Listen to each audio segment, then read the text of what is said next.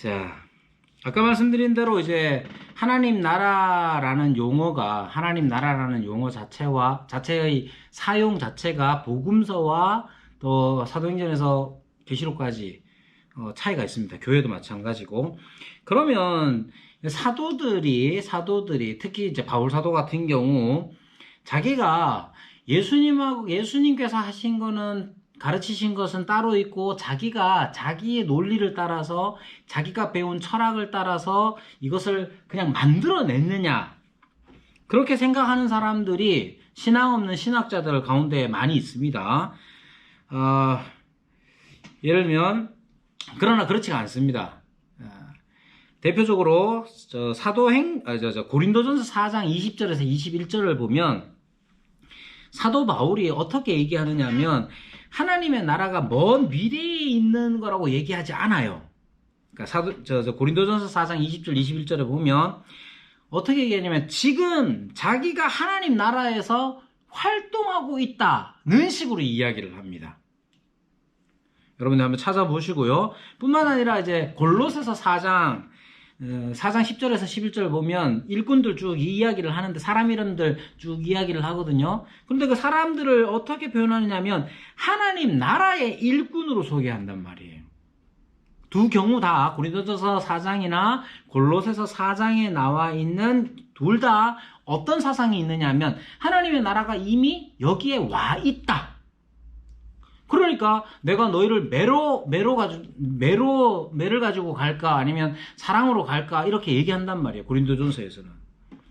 그래서 예수님께서 하나님 나라에 대하여서 가르치시고 전파하셨던 그것을 그대로 받아서 사도들은 하나님의 나라가 이미 여기에 와 있다라는 식으로 이해를 하고 가르쳤습니다. 그런데 그것만 있는 게 아니고 디모데후서 4장 18절에 가면 천국에 들어가도록 이라고 말하며, 그러니까 천국에 들어가도록 이라고 했으니까 사도 바울은 고린도전서나 골로새서에서는 하나님의 나라가 이미 와 있다는 의식을 가지고 그 사람들에게 편지 쓰고 가르쳤는데 디모데후서 4장에 가서는 천국에 들어가도록 이라고 말하는 걸 보면 하나님의 나라가 미래에 있는 것으로, 미래에 이루어질 것으로 말하고 있단 말이에요. 그래서 이 사도들이 사용하는 용례를 따라서 생각을 해보더라도 사도들이 예수님이 가르쳐 주신 하나님 나라를 이어서 계속해서 생각을 하고 있다는 사실을 알 수가 있습니다. 그렇기 때문에 천국을 생각했을 때에는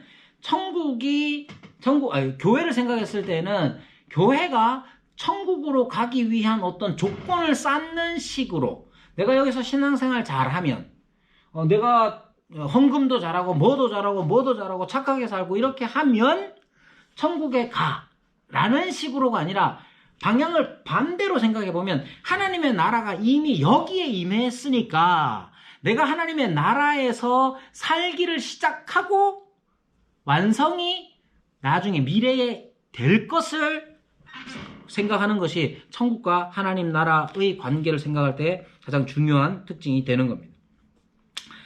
자, 천국과 교회, 하나님 나라와 교회의 연관성을 살펴보면 여러분 사도행전이라는 데가, 사도행전을 여러분들이 어떻게 생각하시는지 몰라도 제가 다음 학기인가 다다음 학기에 사도행전을 제가 맡기로 했거든요. 여러분들 사도행전이라는 게 시기적으로 보면 예수님이 활동하던 시대와 그리고 사도들이 활동하는 시대, 즉 이렇게 변화되는 그 과정 속에 있는 게 사도행전입니다. 사도행전을 보면 예수님은 부활 후에 천국에 관하여 가르치십니다. 그게 어디 나오냐? 사도행전 1장 3절에 나옵니다. 예수님께서는 부활 후에 하나님 나라에 대해서 가르치셨어요.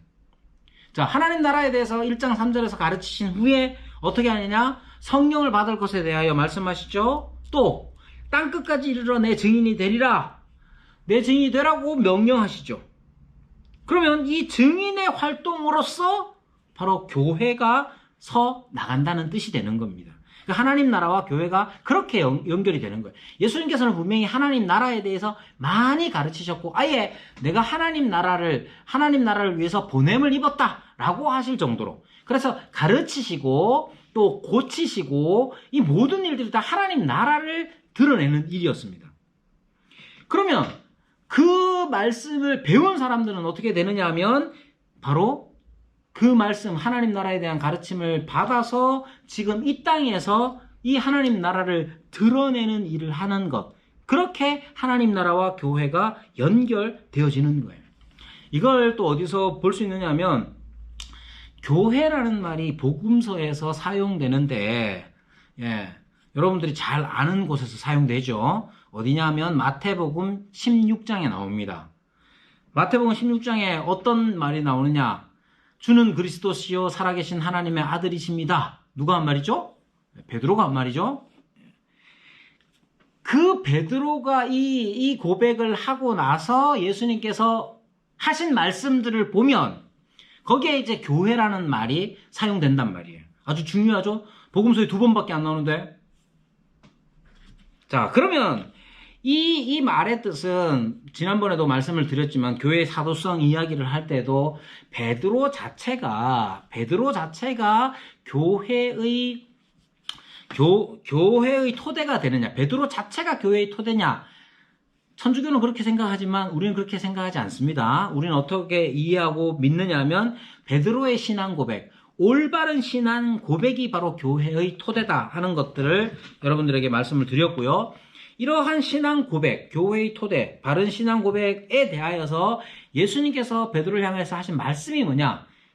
내가 내 교회를 세우리니, 이렇게 얘기했어요. 자, 이제는 하나님 나라에서 이제 교회로 지금 넘어오고 있는 중입니다.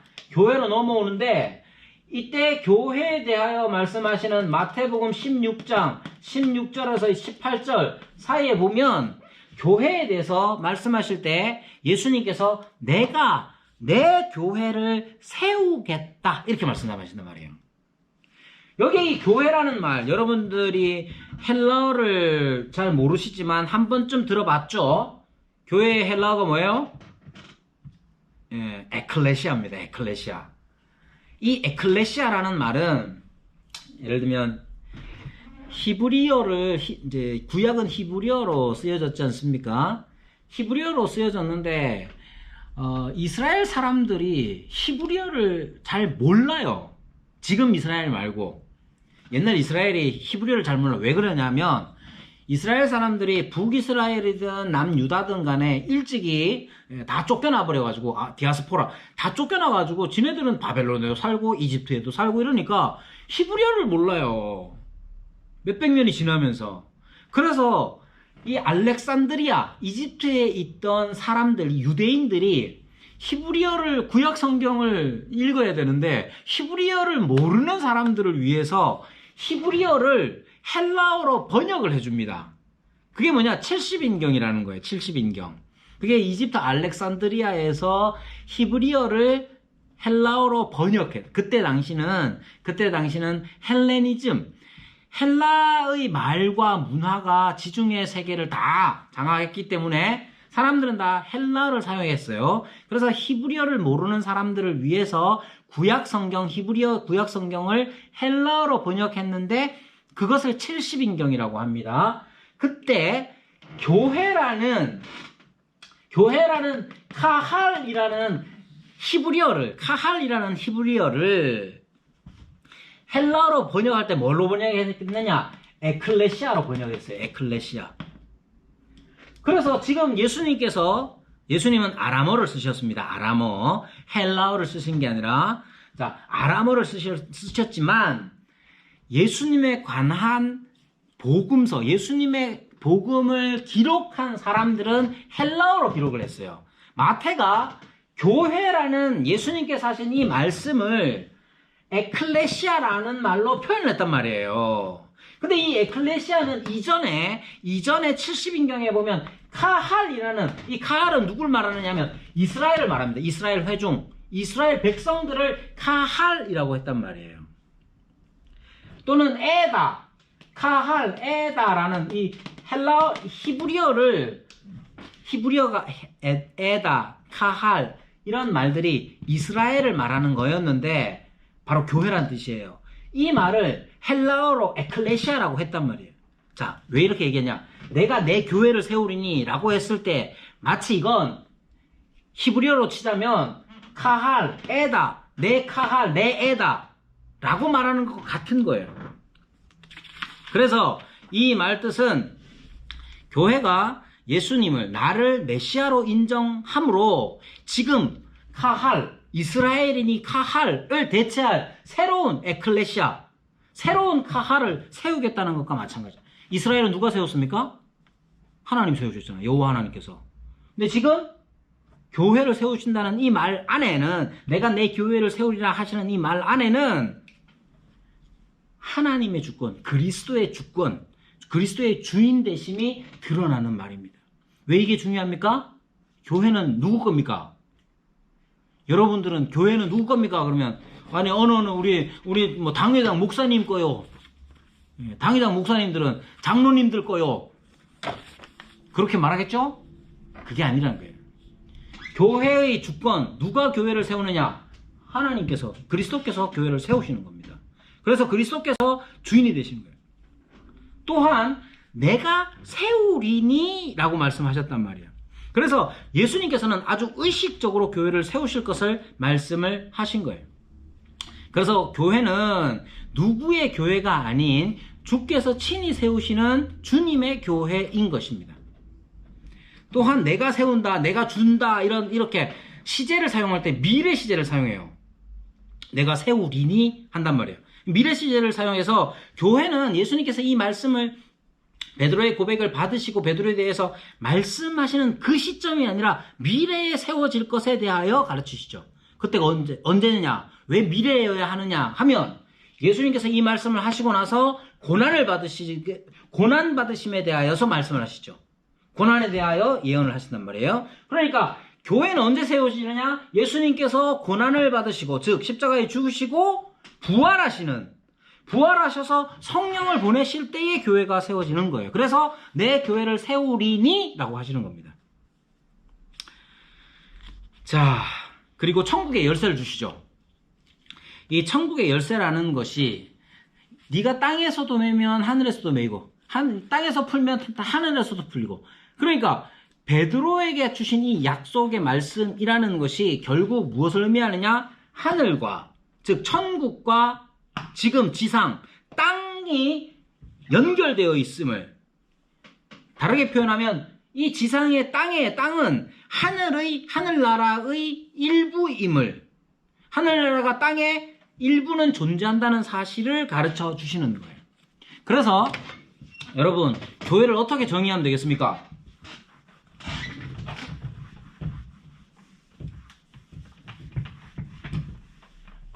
교회의 정의에 대해서 제가 제일 좋아하는 정의, 여러분들이 적어 놓으세요. 교회는 하나님 나라 증시를 위한 종말론적 공동체다. 제가 만들어낸 말은 아니고요. 제가 만들어낸 말은 아니고 합신에 교수하시는 그 이승우 교수님이 사용하신 정의입니다. 교회는 뭐냐?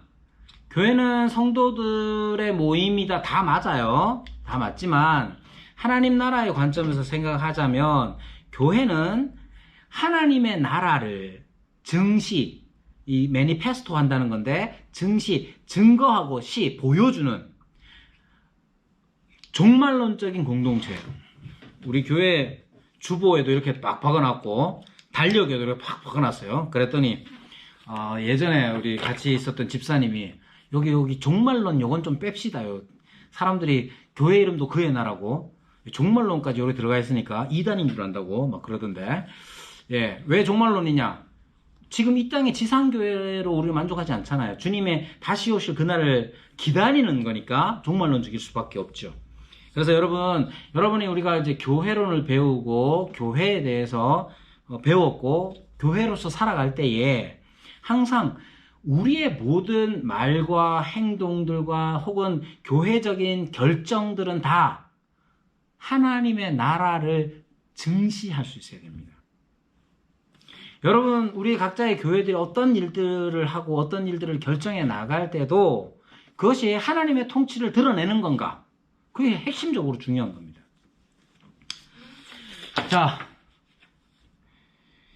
자, 그러면 그 다음 장 5강을 보시면요. 자, 교회라는 것이 이렇게 하나님 나라의 관점에서 이렇게 생각을 할 수가 있고요. 자, 그리스도와의 관계를 한번 생각해 보시면 그리스도와 연합된 자, 아이고 안 나오나?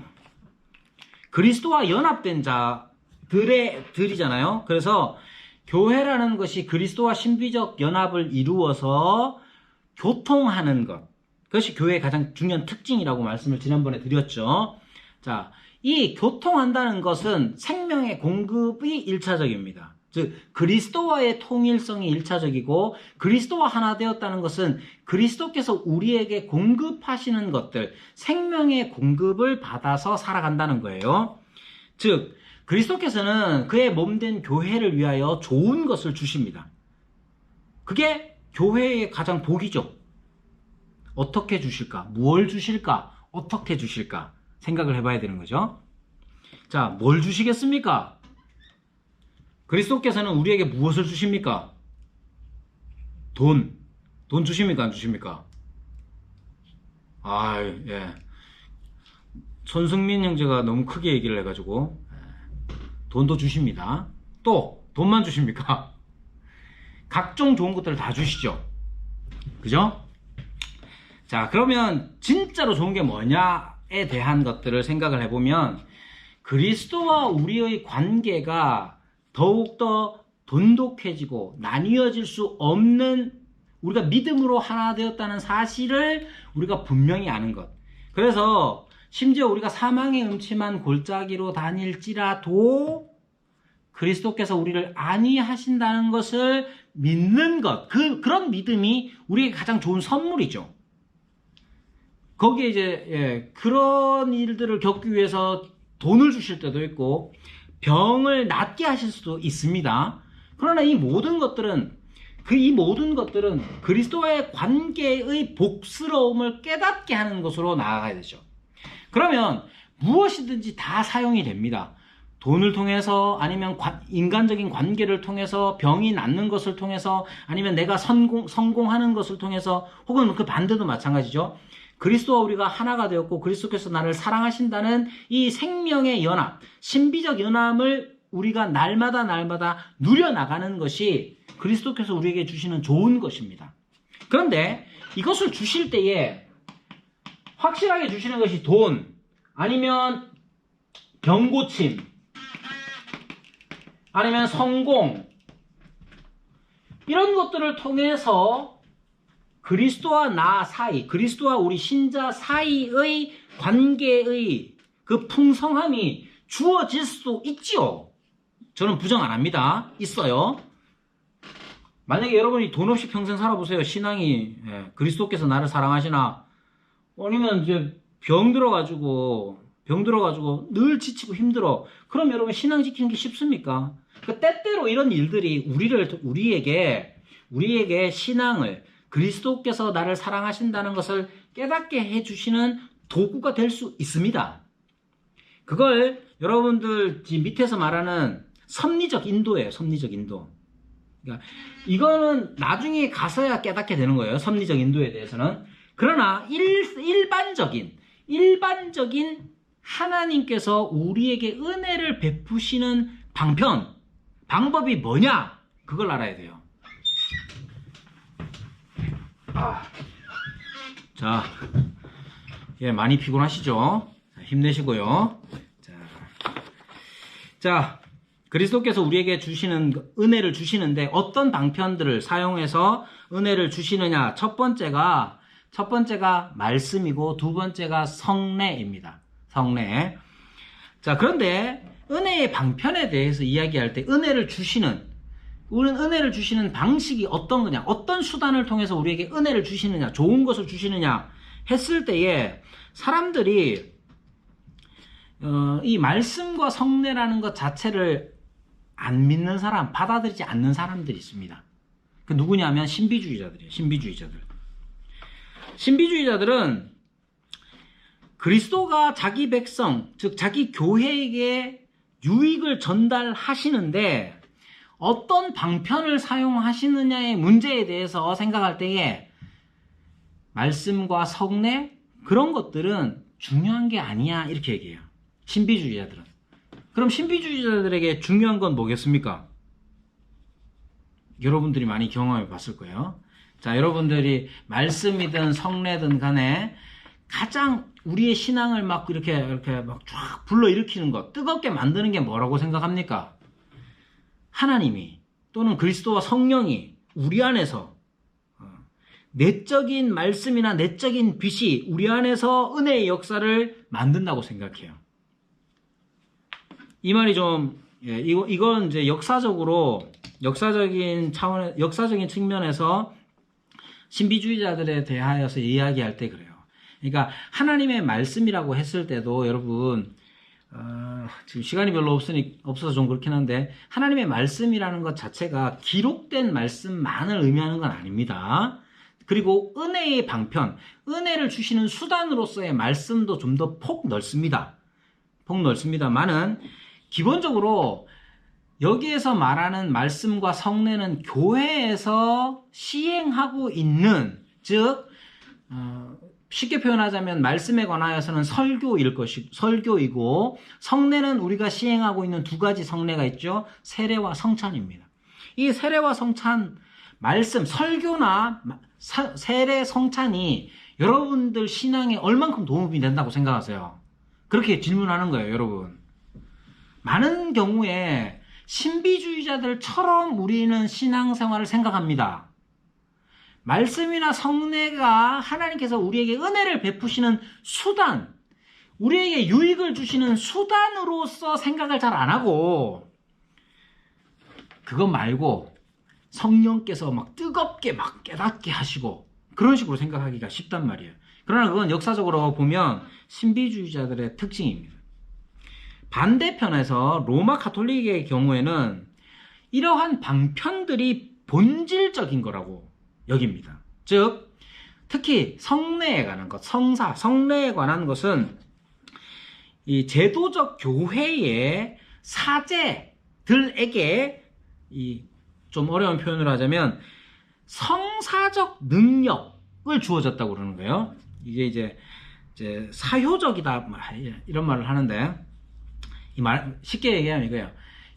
제도 교회 안에 사제, 신부가 지난번에도 말씀드렸죠. 이것은 내 몸이니 라고 말하면 그게 사효적으로 그것이 진짜로 몸이 된다는 거예요. 그러한 권한이, 그러한 것이 사제에게 있다고 그들은 생각을 해요.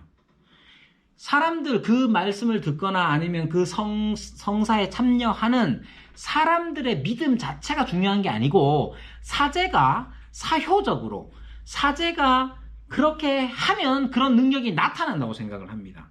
그러니까 믿음이 중요한 게 아니고, 믿음 자체는 필요 없어. 지금 이 떡을 사제가 축성한 이 떡을, 즉 그리스도의 몸을 먹는 것 자체가 은혜를 우리에게 주는 거다 이렇게 생각을 한다는 거예요. 그래서 신비주의자들과 로마 가톨릭은 달라요. 물론 로마 가톨릭도 굉장히 신비적이기도 하지만 그렇게 되는 거예요. 우리는 어떻게 생각하겠습니까? 자, 말씀, 설교하는 행위 또는 듣는 것, 성례, 세례와 성찬, 우리는 어떻게 할까요? 여러분들이 이제 부활절 주일이 지났으니까 저희 교회는 이제 매달 첫째 주에 성찬식을 합니다. 매달 합니다. 매달 하는데 보통은 이제 6개월에 한 번씩 하잖아요. 그래서 6개월 잡기가 이제 부활절 그리고 추수감사절 이렇게 해서 1년에 두 차례 정도 그 입교라든지 세례하고 그다음 성찬을 하는데, 여러분 성찬에 참여할 때 여러분 어떻습니까? 성찬에 떡을 받아요. 떡을 받으면서 여러분들이 무슨 생각을 합니까? 네.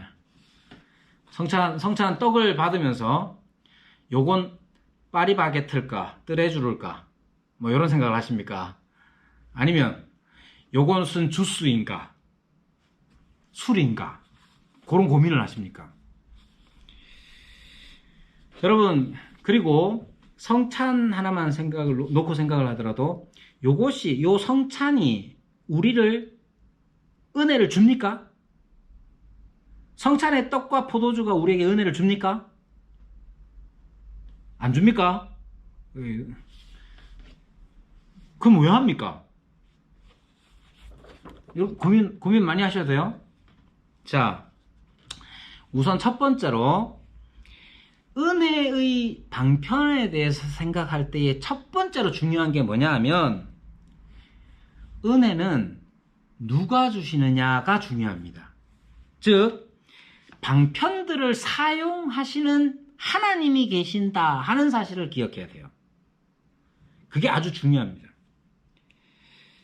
그러니까 이것은 종교개혁 시대에 다시 이제 교회 안에 다시 회복된 것인데 이전까지 로마 가톨릭의 경우에는 사제의 축성 자체가 사제가 이것은 내 몸이니 라고 말하면 그리스도의 몸이 되어요. 그러면 믿음이 있거나 없거나 그걸 입에 집어넣으면 그러면 그것 자체로 은혜의 효과가 발휘가 되는 거예요.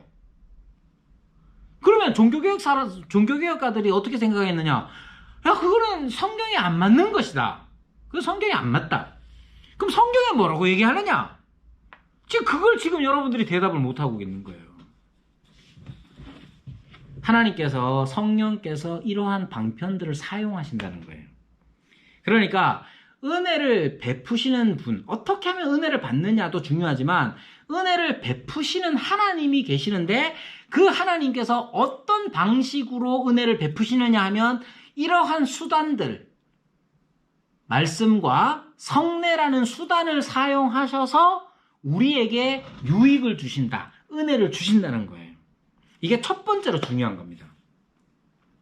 자, 여러분들이 공부를 아마 이제 어떤 분들은 해보셨을 텐데 하이델베르크 요리문답이라는 게 있습니다. 하이델베르크 요리문답 65문에 이렇게 묻습니다.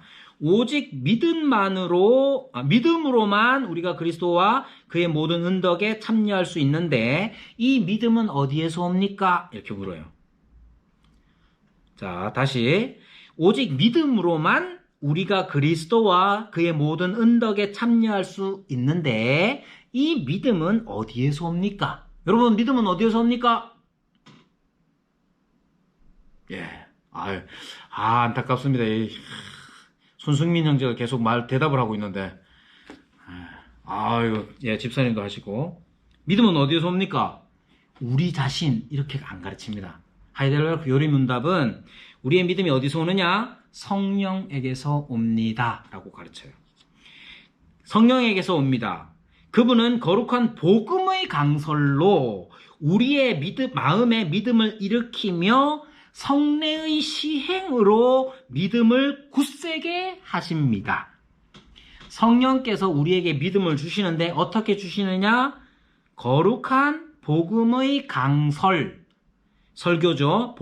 그분은 거룩한 복음의 설교로 우리의 마음에 믿음을 일으키고 또 성례의 시행으로 믿음을 굳세게 하십니다. 이렇게 얘기합니다. 그래서 강설, 거룩한 복음의 강설, 복음적 설교라는 게 뭐냐? 예. 복음주의자가 설교하면 복음적 설교고 그런 게 아니라 성령 하나님께서 사용하시는 거예요. 우리의 마음에 믿음을 불러일으키기 위해서. 자, 그래서 성령께서 우리의 믿음을 위하여서 이 두 가지 말씀과 성례를 사용하신다 하는 점이 분명히 하이델베르크 요리문답에서도 가르치고 그것이 우리 개혁 신학, 개신교회의 가장 중요한 믿음의 내용입니다.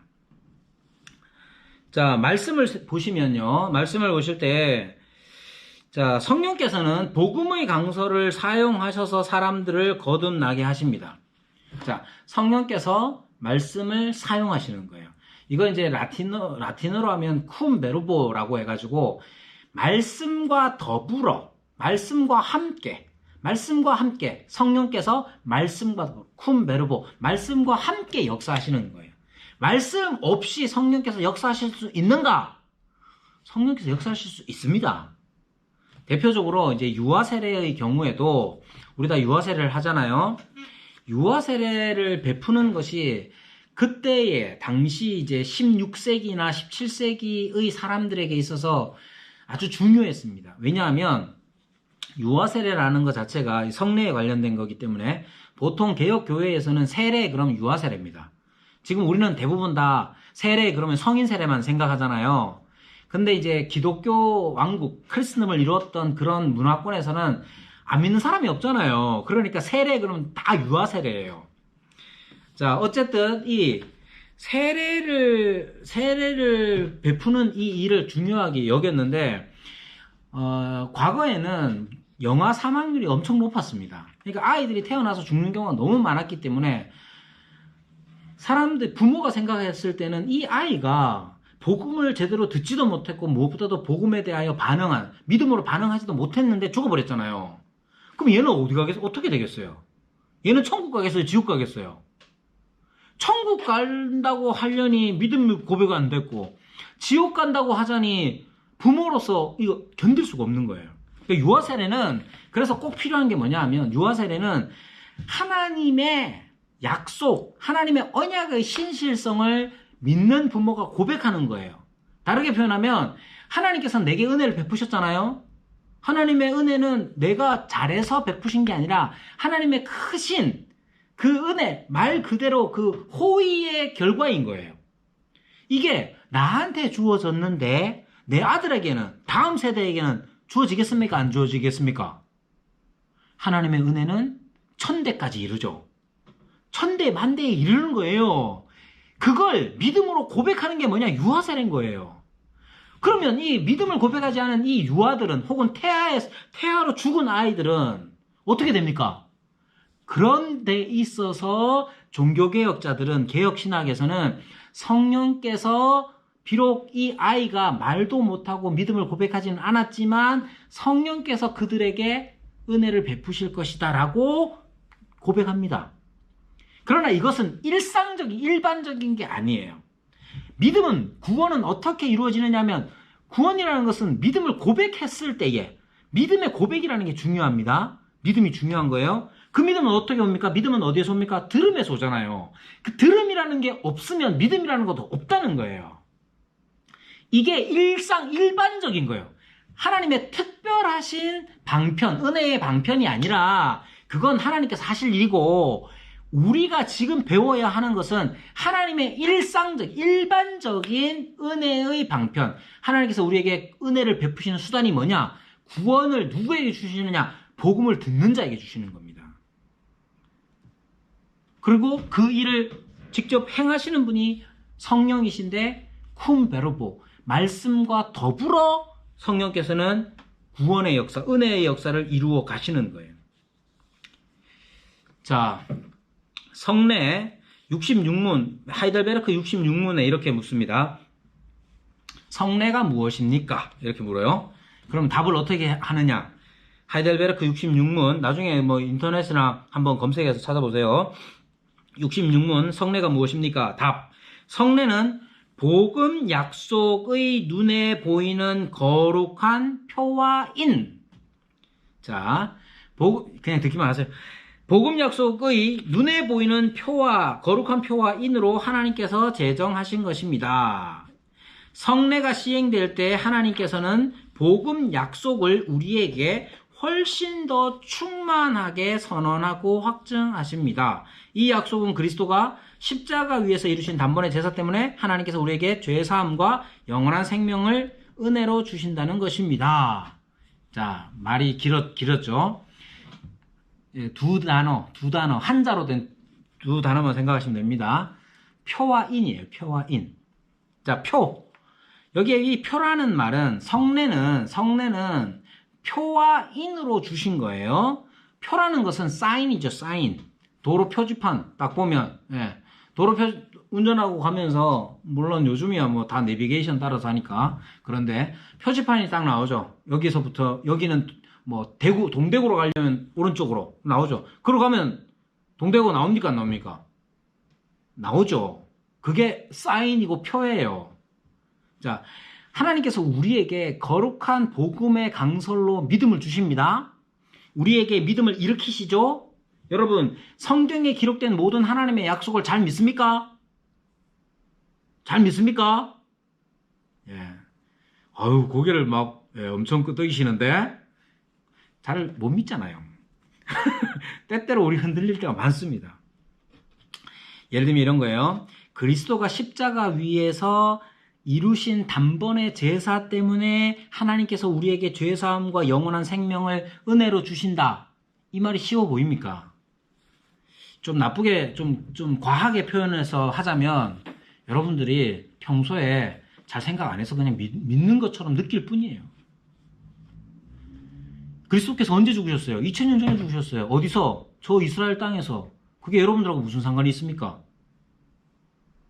2000년 전에, 어제 아래도 아니고 2000년 전에 이스라엘 땅에서 이스라엘 사람이 죽은 게 여러분하고 어떻게 관계가 됩니까? 그런 거 생각하면 우리의 믿음이라는 게 흔들릴 때가 많단 말이에요. 복음 전해 보십시오. 죽어서 천국 가니 네가 어떻게 알아? 뭐 덤벼들면 뭐라 하려고 합니까? 우리의 믿음이라는 게 늘상 흔들리기 마련이에요. 그래서 하나님께서는 우리에게 은혜로서 주신 것이 있어요. 그게 뭐냐? 표와 인으로서 역할을 하는 거. 표는 표지판인. 이리로 가면 맞아. 이리로 동대구 아저씨 딱 편말 사인 보고 표지판 보고 딱 가면 동대구 아저씨 나오잖아요.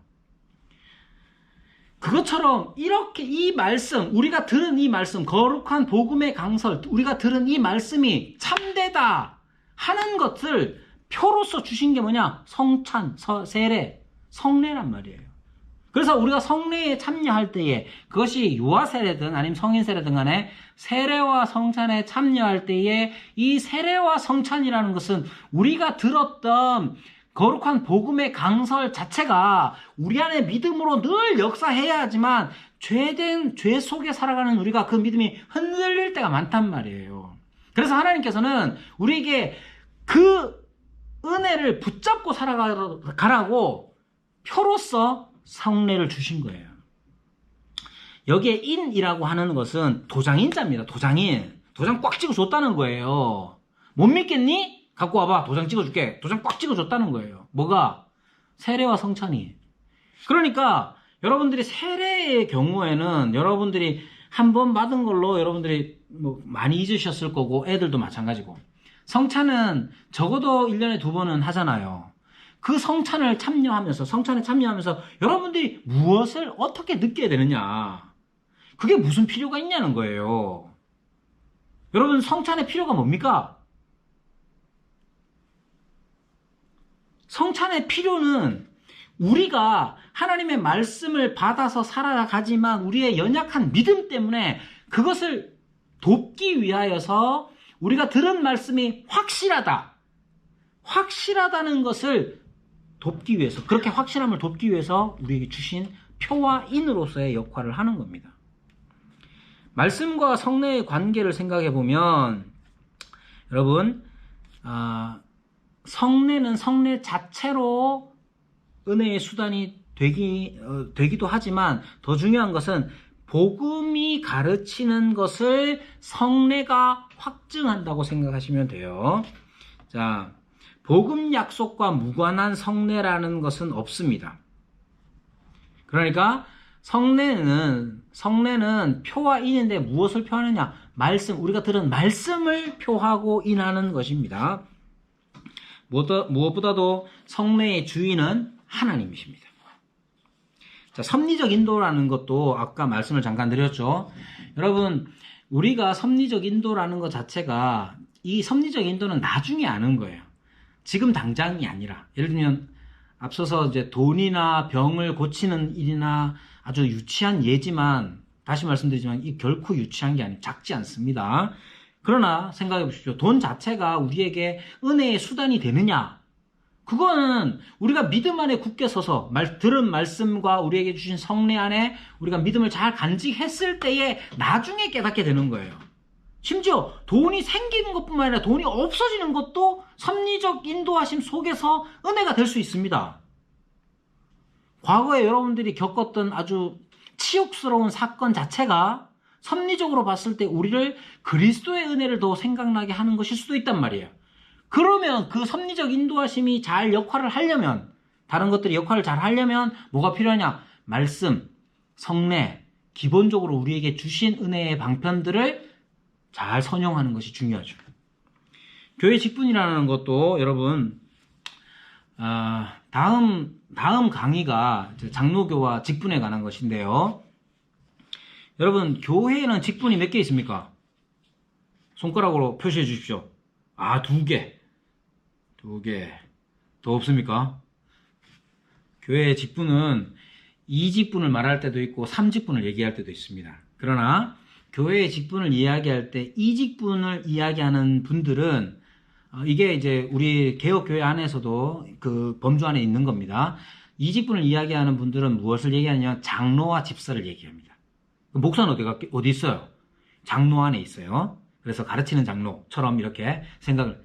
그런데 이제 일반적으로 저는 어떻게 생각하냐면 3중직을 저는 생각을 합니다. 자, 3중직은 교회의 머리 되시는 분이 그리스도이신데 그리스도의 직분이 3중직, 3가지 직분이에요. 그리스도의 세 직분이 뭡니까? 여러분 필독서에 나오는 거 있죠? 첫째 아담이 맡았던 직분과 동일하죠. 왕, 선지자, 제사장.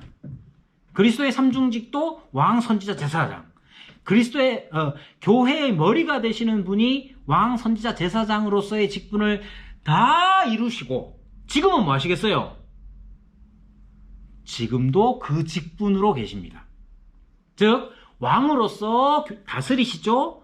선지자로서 선지자 직분으로서 우리에게 말씀으로 가르치시죠. 말씀을 전하시죠. 제사장으로서 하나님의 영광의 임재를 거룩하게 보호하시죠. 그죠? 그래서 이 3가지 직분을 그리스도께서 가지고 있습니다. 그러면 교회의 직분은 몇 가지? 3가지가 됩니다. 자, 그러면 교회의 직분 3가지가 뭡니까? 왕, 선지자, 제사장에게 이렇게 짝대기를 이렇게 쭉쭉 끄면 어떻게 되겠습니까? 목사, 장로, 집사죠. 세 직분은 교회의 세 직분은 목사, 장로, 집사입니다. 이 세 직분은 무엇을 나타냅니까? 그리스도의 3가지 직분을 나타냅니다. 즉 그리스도께서는 교회의 머리가 되셔서 당신께서 교회를 다스리시면서 행하시는 직분을 하나씩 우리 교회에게 주신 거예요. 그리스도의 왕 되신 직분은 교회의 직분에 뭐에 해당되겠습니까? 여기서 사람들이 많이 망설입니다. 그리스도의 왕 되심이 교회의 직분에 뭘로 나타나느냐? 본능적으로 목사 이래야 될 것 같은데 목사가 교회 왕인 줄 알잖아요. 그게 아닙니다. 그리스도의 왕된 직분은 장로가 드러내는 겁니다. 그러면 선지자는 목사의 직분, 제사장은 집사의 직분. 자, 그렇기 때문에 목사, 장로, 집사 중에 누가 제일 높습니까? 그런 질문은 아닌 거예요. 그렇게 말하면 안 되는 거예요. 서로 모두가 다 우리 각자는 다 왕 같은 제사장이죠. 복음을 전할 선지자들이고. 자, 우리 교회가 해야 할 일도 마찬가지죠. 자, 이거 이제 잘 나타내 주는 게 여러분 필독서에 나와 있죠. 왕된 교회, 선지자 교회, 제사장 교회 나오잖아요. 자, 그래서 교회의 직분이라는 것도 결국은 그리스도 되심, 머리 되심을 잘 드러내는 일로 나타나야 하는 거예요. 그러면 그리스도의 왕 되심을 잘 드러내는 장로가 있는 교회, 여러분 하나님 나라가 멀지 않죠. 그렇죠? 그 직분론에 대해서는 장로교가 어떤 것이고 또 직분이 어떤 것이냐에 대해서는 다음 학기에 만나서 또 나눠보도록 하고요. 다음 학기에도 필독서 있습니다. 그러니까 남은 필독서 지치지 마시고 잘 감당해 주시고, 예, 남은 5번의 시간 동안, 5일 동안 같이 할 수 있어서 감사했고, 예, 숙제 많이 내준다고 너무 저를 욕하지 마시고 잘 해주시기를 바랍니다. 감사합니다. 기도하겠습니다. 하나님 아버지, 은혜 가운데 5번에 걸친 구원론과 교회론 모두 마칠 수 있도록 하셔서 감사합니다. 우리가 잠깐 배웠던 내용들이 시작점이 되어서 더 깊이 알아가고 더 성숙해지는 그러한 신앙인 되게 하여 주시옵소서. 감사하며 예수님의 이름으로 기도드리옵나이다. 아멘.